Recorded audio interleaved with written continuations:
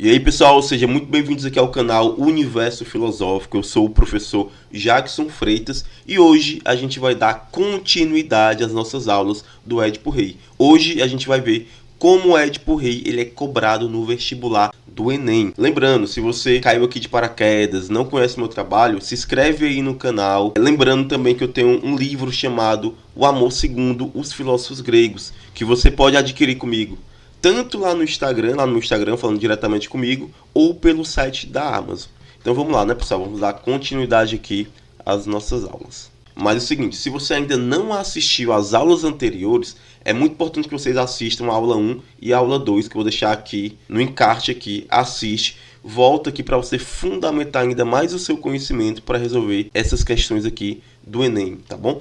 Então vamos lá. Pessoal, a primeira questão que eu separei aqui para vocês é do Enem de 2010, que caiu aí sobre o Édipo Rei, que fala o seguinte, a questão 42. Quando o Édipo nasceu, seus pais, Laio e Jocasta, os reis de Tebas, foram informados de uma profecia. Lembrando que a gente viu lá nas aulas anteriores que essa profecia foi revelada pelo oráculo de Delfos. E lá na aula a gente fez todo aí um aprofundamento, né, do peso da profecia do oráculo de Delfos.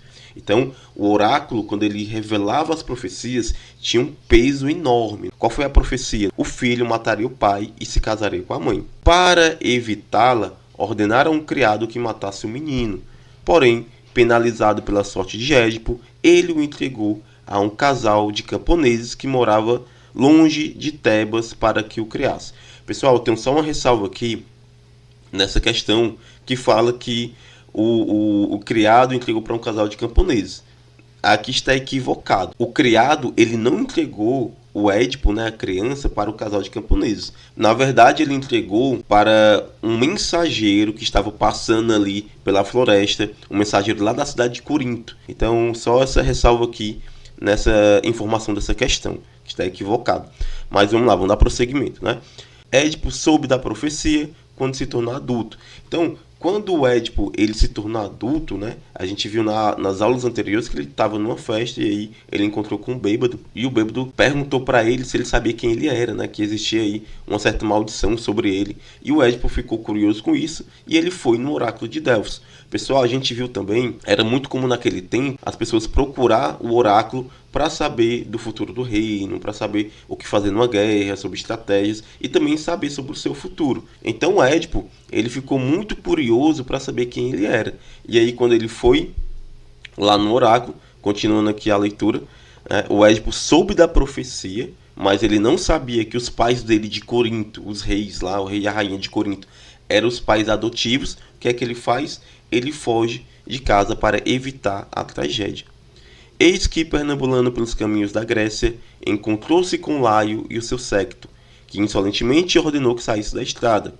Então, reagiu e matou todos os integrantes do grupo, sem saber que entre eles estava seu verdadeiro pai. Então, o Édipo ele tenta evitar o seu destino, e tentando evitar o seu destino, ele, sem saber, acabou de cometer a primeira parte aí da profecia, que é matar o próprio pai. Continuou a viagem até chegar a Tebas, dominado por uma esfinge. Ele decifrou o enigma da esfinge, tornou-se rei de Tebas e casou-se com a rainha Jocasta, a mãe que desconhecia. Então essa é a tragédia aí do Édipo Rei. É a tentativa do Édipo de fugir da profecia, de fugir do seu destino. Então vamos lá no comando da questão que fala o seguinte. No mito Édipo Rei, são dignos de destaque os temas do destino e do determinismo. Ambos são características do mito grego e abordam a relação entre liberdade humana e providência divina. A expressão filosófica que toma como pressuposta a tese do determinismo é... E aqui, pessoal, a gente tem algumas frases de alguns filósofos e a gente tem que tentar compreender qual é a frase que está mais ligada à ideia de determinismo, à ideia de destino, né? Então vamos ver aqui. Opção A. Nasci para satisfazer a grande necessidade que eu tinha de mim mesmo, do Jean-Paul Sartre. Pessoal, será que o Édipo ele nasceu para satisfazer a grande necessidade que ele tinha dele mesmo? Não, né? Porque ele tentou satisfazer, ele tentou sair ali da profecia, não concretizar a profecia, mas ele não conseguiu. Ele não conseguiu satisfazer a necessidade que ele tinha dele mesmo, que era viver uma vida de escolhas, onde ele pudesse escolher o seu próprio destino, e ele não conseguiu. Letra B, aí de Santo Agostinho. Ter fé é assinar uma folha em branco e deixar que Deus nela escreva o que quiser. Vamos deixar essa aqui de molho, né? Letra C. Quem não tem medo da vida também não tem medo da morte. É uma frase impactante, né? Uma frase bonita aí do Arthur Schopenhauer, mas eu não percebo aqui, né? Não dá para perceber aqui algo determinista, algo falando sobre o destino. Letra D fala o seguinte: não me pergunte quem sou eu e não me diga para permanecer o mesmo. Aí do Michel Foucault.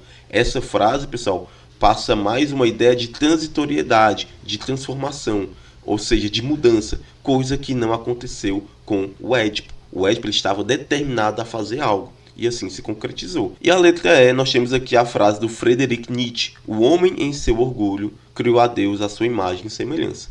Também é uma frase aí polêmica, né, do Nietzsche, mas não está ligada à ideia de destino, não está ligado à ideia de determinismo. Então, o gabarito, né, o nosso gabarito que a gente procura aqui, o item, é o item B, que fala o seguinte: ter fé é assinar uma folha em branco e deixar que Deus nela escreva o que quiser. Ou seja, né, a sua vida é uma folha em branco.